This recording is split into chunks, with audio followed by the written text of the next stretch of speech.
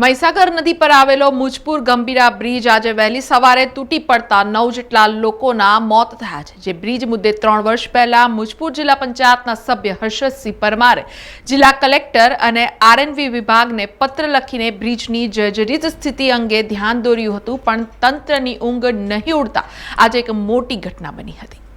Gambhira bridge મુદ્દે 3 વર્ષ પહેલા મુજપુર જિલ્લા પંચાયતના સભ્ય હર્ષદસિંહ ચંદુભાઈ પરમારે તારીખ 4 ઓગસ્ટ 2022ના રોજ જિલ્લા કલેક્ટર અને આરએનબી વિભાગને પત્ર લખી બ્રિજની જર્જરિત સ્થિતિ અંગે ધ્યાન દોર્યું હતું। પત્રમાં સ્પષ્ટ રીતે જણાવવામાં આવ્યું હતું કે બ્રિજના કાંગરા ખરી ગયા છે અને હલવા લાગ્યો હોવાથી ધ્રુજારી અનુભવાય છે।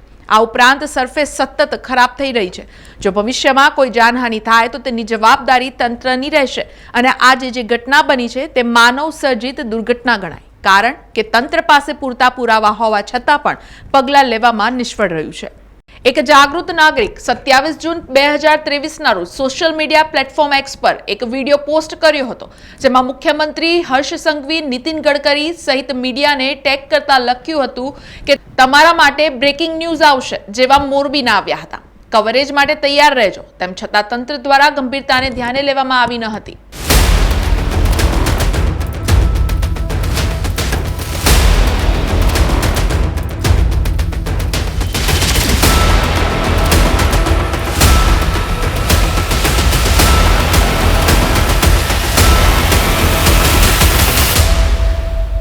તંત્રએ હર્ષદસિંહ ચંદુભાઈ પરમારની રજૂઆતની ગંભીર અવગણના કરી હતી અને બ્રિજને જોખમી જાહેર કરીને બંધ કરવામાં આવ્યો ન હતો।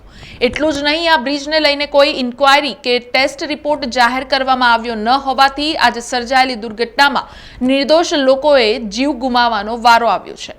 સમાચારોના સતત અપડેટ માટે TNA ન્યૂઝને YouTube પર સબસ્ક્રાઇબ કરી બેલ આઇકોન પ્રેસ કરો અને અમારી સાથે જોડાયેલા રહો ફેસબુક, ઇન્સ્ટાગ્રામ અને ટ્વિટર ઉપર।